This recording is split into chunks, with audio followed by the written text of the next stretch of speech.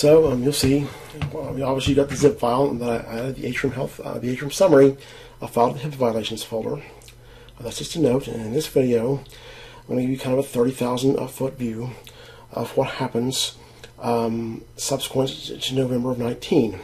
At this point, I brought you up to the point in November of 19 when I figure out that my mother's talking to Jenny, which I already figured this out before then, but this was kind of like the death blow. This thing that occurred in November of 2019, that it was blatantly obvious that my mother was talking to Jenny. And then I got into February of 2020 when my mother's over at my apartment. About how I got some evidence there, but I haven't really given you any evidence of the crimes that occurred subsequent to November of 19. And it's around November of 19 is when I get my old psychologist John in the mix. You'll see the documents from John, and these were in this HIPAA violations folder. And some of these were posted on my website for my case. But I'm going to give you a 30,000 foot view of what goes on.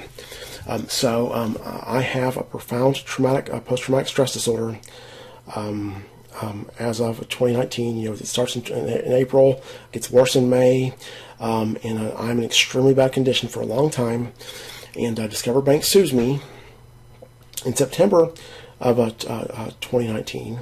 And it's in December of 2019 they initiate a process where they can sell everything that I own. Now, my assets are exempt from this sale. That there are limitations as to what they can sell, and you have different categories of assets. So you have household goods of a certain amount, you have a homestead of a certain amount, you have a wild card of a certain amount, you have business property of a certain amount. That these are exempt, meaning that creditors cannot take assets. You get to exempt up to the maximum amount in each of those categories. You get to exempt your assets from being sold when Discover Bank tries to sell my assets. Well, the problem is that to exempt these assets, I have to value them and I have to fill out this paperwork. And in December of 2020, December 2019, I'm so profoundly ill with PTSD that I could not fill out this paperwork to save my life. Okay, so what happens is I file the minimum paperwork for an emergency bankruptcy petition on January 15th, 2020. The Discover Bank had sent me this paperwork to fill out my exemptions. Their litigation counsel had sent me this. And I had 20 days to fill out this paperwork. And after these 20 days, everything that I own is eligible to be sold and would have been sold. Okay, that everything that I own is highly depreciable. It would have taken a sale of everything that I own to satisfy my $11,000 to Discover Bank. And of course, I won't get into this here, but the Discover Bank committed a crime here and what they've done. I fill out a minimal petition for emergency petition for bankruptcy on January 15th. This is the last day. My application was stamped at 4:16 p.m. by the bankruptcy courts. The bankruptcy court's clerk's office closes at 4:30 p.m. Okay, and so I averted a sale of everything that I own by 14 minutes. Now, during this time period that I'm going through my bankruptcy, which lasts up until May or June of 2020, here's the condition I'm in. Okay, I'm pacing the floors. On a typical day, I'd pace the floors about 15 and a half hours a day. Now I'd have about 30 minutes where I could get anything done.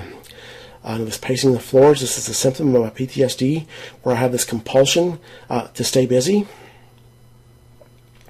And, in this compulsion to stay busy, the only thing that I can really do that I'm capable of doing is just pacing the floors. So I pace the floors of my apartments all day long.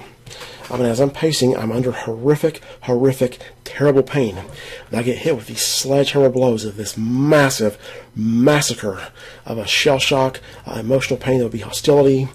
And I would have these profound experiences of depersonalization, this profound depersonalization, where incredibly bizarre stuff would happen to me. I would start to have alterations in my identity. And, when I'm in this pain, and as I'm pacing, by the way, and I get hit, it's like I'm under constant, horrible distress, and I get hit with an intrusive memory, or I get hit with a shell shock pain. And what happens when I get hit with this shell shock is I have a physiological reaction where my upper torso and my neck and my head are thrown backwards. Okay, there's something wrong with my brain that causes my head to be thrown back with violent force, with great force backwards. That my neck and my upper torso kind of goes with it. Okay, I kind of seize up, and it seems like at times that I would kind of I guess that would just kind of you see my body kind of seize up, and you'd see I'd see myself in the mirror. My body seizes up, and my head goes back, and my upper torso goes back, and when I'm having this pain, I can intensely wanted to die. It was like I could sense at all times the relief that death could give me, and it was hell. Now, in January 2020, I'd also contacted the LA Times. I started sending messages on their Signal encrypted line. Now, I did something very foolish here. For a very long time, I was sending the LA Times messages about my story and about my case with Wells Fargo, because by January 2020, I've got a lot of evidence for a lot of serious crimes. And I'd never used Signal before, and I mistook their received receipts for read receipts. And so I think when I get this received receipt, I think they're reading it. And I'm sending them messages for over a year, thinking they're reading my messages. And I eventually figured it might have been over a year. It might have been about 6 months, 8 months, some period of time that I'm sending them messages, thinking that they're reading them.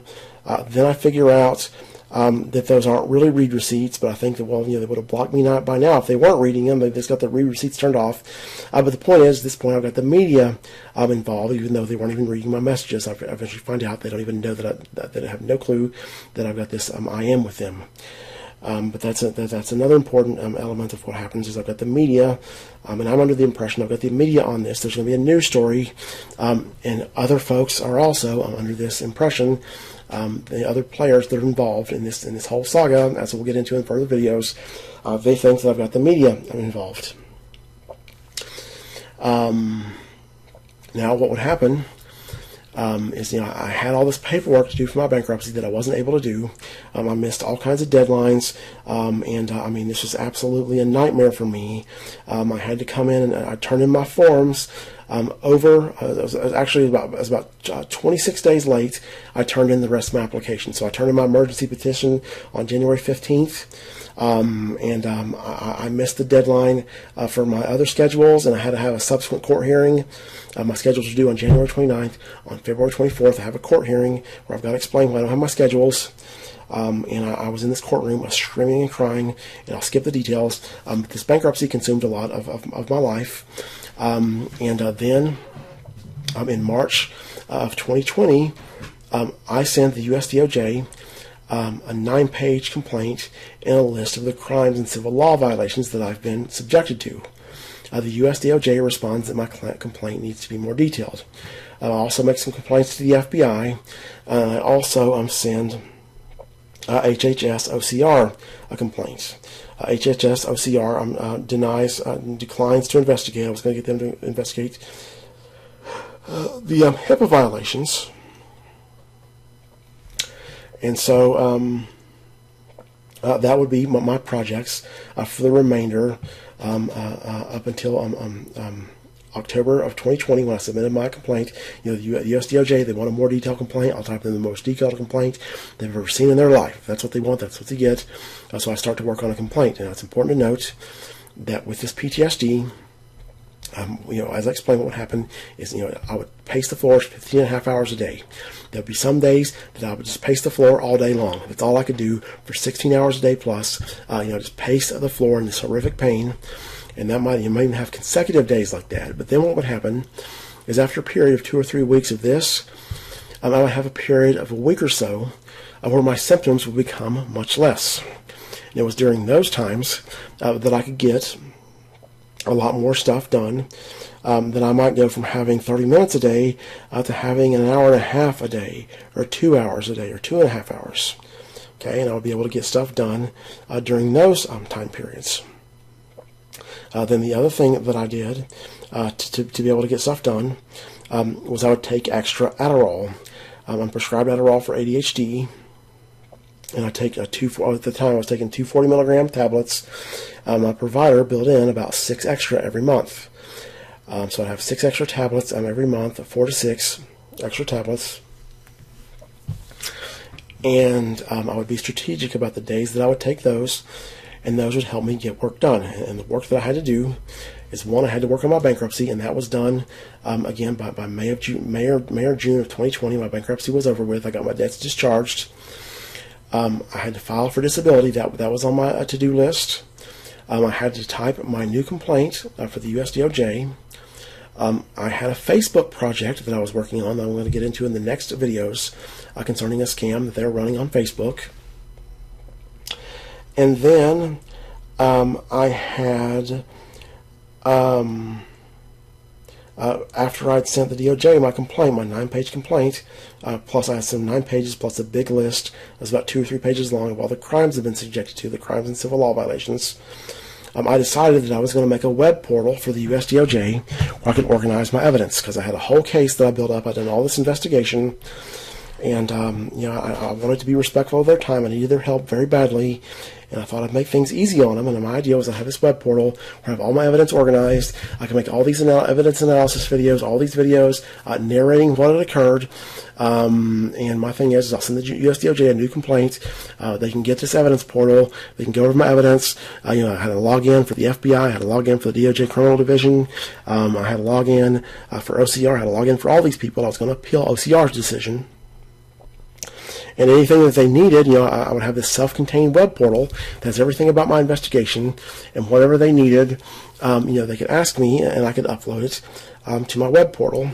And so that was another project I had. And as the crimes continue, because during this time period, all throughout 2020, in November, December 19, the crimes continue.